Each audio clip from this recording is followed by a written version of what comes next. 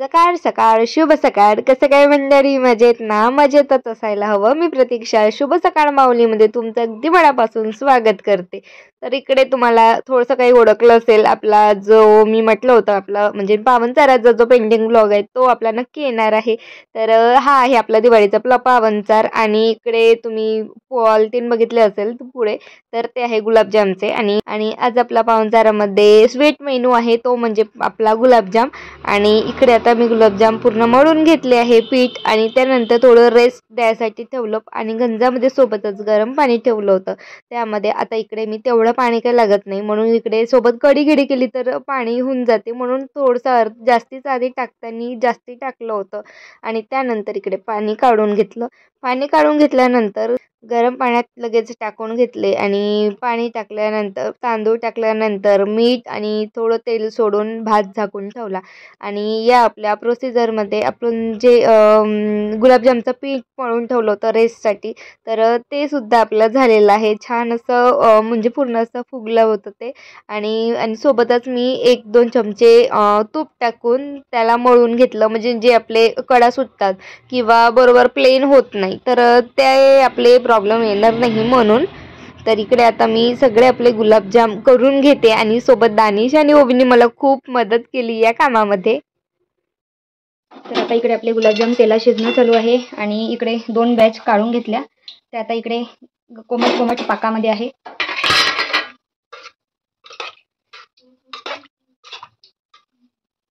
छान असा याच्यामध्ये पाक अंदर शोषून घेतला, आणि हे एक राहिलेलं आता, आणि हे झाल्यानंतर आता हे सुद्धा काढून घेते. आणि इकडे बघा दोघांना पण मी कामं दिले. कोणते?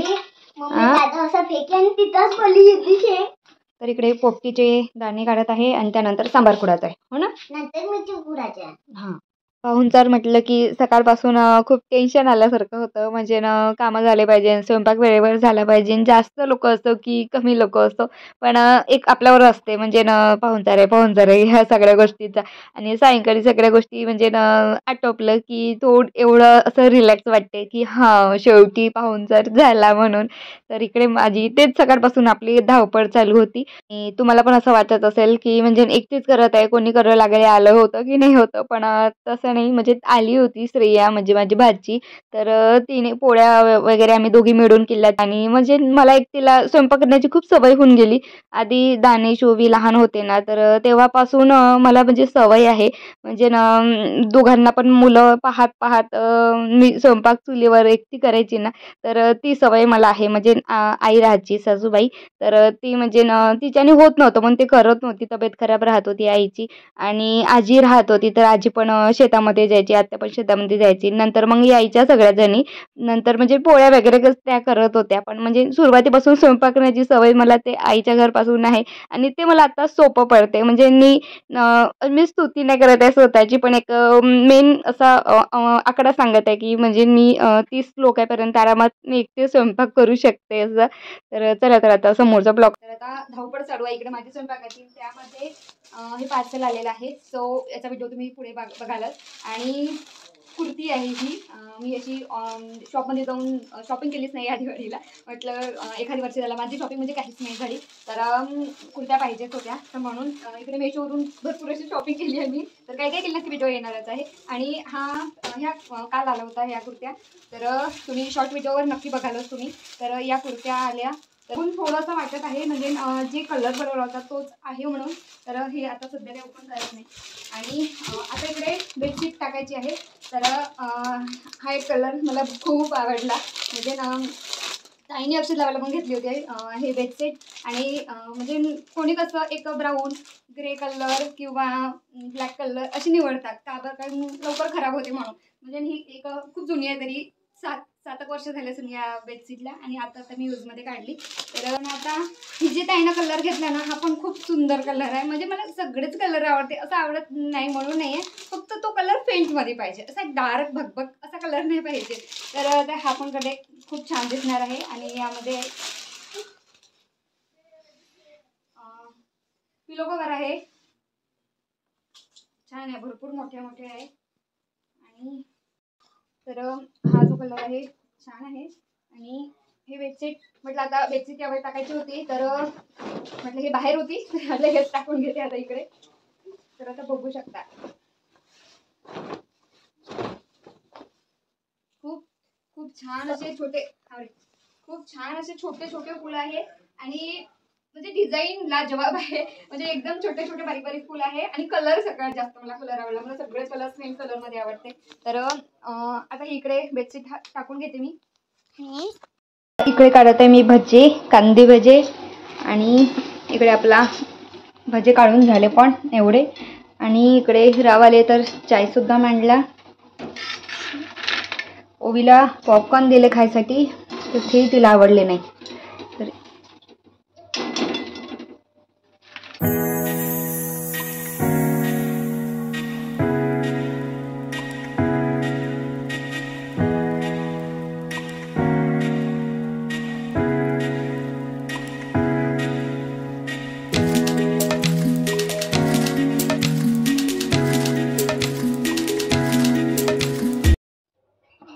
तर आता इकडे भजे झाले आणि इकडे पोळ्या झाल्या आणि इकडे आहेत वरण. तर इकडे आता नैवेद्य सुद्धा करून घेते आणि बाकी सगळं तिकडे ठेवलेलं आहे. आणि आता 2 टोपले आता भांडे निघाले, भांडे आधी घासून घेते.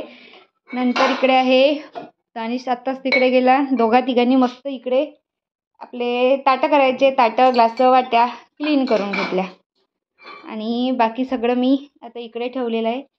चला तर आता भांडे घासून घेते आणि नंतर पाहुणे आले की ताटं करून घेऊ.